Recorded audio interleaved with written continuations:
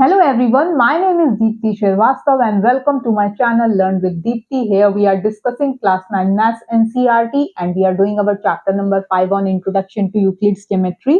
So in our last video we discussed the equivalent versions of Euclid's fifth postulate and today we are going to discuss exercise number 5.2 which is the last exercise for this chapter. So first let us start with question number 1 जो आपका NCERT में दिया गया है कि how would you rewrite Euclid's fifth postulate so that it would be easier to understand. आप Euclid का जो फिफ्थ पोस्टुलेट है आप उसको कैसे रीराइट करेंगे, कैसे ऐसे लिखेंगे कि वो आप उसको इजीली समझ पाए। तो सबसे पहली बात तो जो यूक्लिड फिफ्थ पोस्टुलेट है वो आपका पैरेलल लाइंस के बारे में बता रहा है। अब पैरेलल लाइंस के बारे में कैसे बता रहा है, दोनों ही क्वेश्चन में यही बात कही गई है, क्वेश्चन 1 एंड क्वेश्चन 2 में। उसने बोला है कि भाई अगर तो ये एंगल आपका राइट, ये वाले जो दो एंगल्स हैं अगर ये लेस देन 180 डिग्री होते हैं तब वो उस साइड की तरफ इंटरसेक्ट करेगी, और अगर ऐसा नहीं है तो दे will not intersect on that side, उस साइड पे इंटरसेक्ट नहीं करेगी। अब अगर ये 90 डिग्री के हो जाए, अगर ये 90 डिग्री हो गया तो ये 180 डिग्री हो गया, तो ये 180 डिग्री हो गया, तो ये इंटरसेक्ट नहीं करेंगे इस साइड। अब आपको पता है ये आपका लीनियर पेयर होता है तो ये भी 90 होगा, ये भी 90 होगा, तो ये इधर भी इंटरसेक्ट नहीं करेंगे। तो पैरेलल लाइंस क्या होती हैं? पैरेलल लाइंस वो होती हैं which do not intersect each other and or always at a constant perpendicular distance from each other। तो पैरेलल लाइंस आपकी होती हैं जो कि कभी भी इंटरसेक्ट नहीं करती, और जो उनका जो है, और जो इस पॉइंट से इस पॉइंट का ये जो इनका परपेंडिकुलर कोई भी पॉइंट से इसका जो है वो हमेशा इक्विडिस्टेंट इक्वल होगा। क्योंकि अगर ये इक्वल नहीं हो, मान लो आपने कुछ ऐसे बना दिया तो ये तो इंटरसेक्ट करेंगी करेंगी, इनका अगर आप परपेंडिकुलर बनाएंगे तो वो डिस्टेंस इक्वल नहीं आएगा। सो पैरेलल लाइन, एक तो ये है कि यूक्लिड्स का जो फिफ्थ पोस्टुलेट है वो पैरेलल लाइंस के बारे में बताता है। दूसरा, इसका जो आपने इक्विवेलेंट वर्जन भी किया था कि भाई अगर आपके पास एक लाइन P है और there is a point Q which is not lying on P, जो कि P पे लाई नहीं कर रहा है, so there exist a unique line R which will be parallel to P।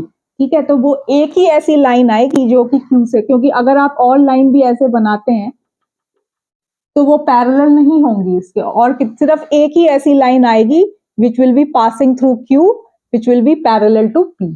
ठीक है, ये बात हो गई। तो ये आपने इसको रीराइट कर लिया कि भाई आपने फिफ्थ पोस्टुलेट से ये चीज निकाली है। दूसरा क्वेश्चन आपका कहता है does Euclid's fifth postulate imply the existence of parallel lines. अब वही बात है कि भाई parallel lines, yes they imply the existence of parallel lines. अब आपने क्या किया, आपने M एंड N दो लाइंस ले ली, ठीक है, और इनको एक स्ट्रेट लाइन है which is falling on, straight line L is falling on both this sides M and N। अब if the sum of the interior angles on this side is 180 degree, so they will not meet on this side, ये इस side meet नहीं करेंगे as per fifth postulate. अब आपको पता है कि भाई ये होता है, ये क्या होता है, ये लीनियर पेयर, एक लाइन का ये एंगल कितना होता है, ये पूरा 180 डिग्री का होता है। तो अगर अब इधर एक साइड इसका 90 हो गया तो दूसरी साइड भी ये 90 ही आएगा, और ऐसा ही इधर होगा।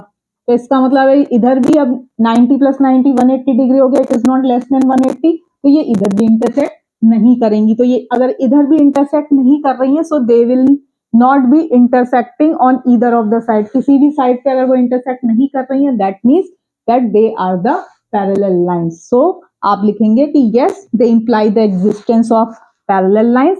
और इसको आप अगर और स्टेटमेंट की suppose M and N are two distinct lines and a line L is falling on M and N such that the sum of the angles, sum of the interior angles on, say ये आपका हो गया left hand side, ठीक है, on left hand side is equal to 180 degree, then by fifth postulate they will not be intersecting on the left hand side of L। Second बात आई आपकी कि भाई अब ये आपका लीनियर पेयर बन गया, तो लीनियर पेयर अगर आपका बन गया तो ये भी 90 डिग्री हो जाएगा, ये भी 90। So again the sum of the interior angles on the right hand side of L is equal to 180 degree, and again as per the fifth postulate they will not intersect on the right hand side of the L. So ना वो left hand side पे intersect कर रहा है, ना वो right hand side पे intersect कर रहा है. That means they are the parallel lines. तो यहां से आपने निकाला कि they are the parallel lines. तो होप ये चैप्टर आपको क्लियर हो गया होगा. अगर कुछ भी प्रॉब्लम्स हैं तो आप कमेंट करके बता सकते हैं, हम उसको दोबारा भी डिस्कस कर सकते हैं. होप आपको मेरी वीडियो अच्छी लगी होगी. अगर अच्छी लगे तो प्लीज लाइक, शेयर और सब्सक्राइब जरूर करिएगा. Thank you so much.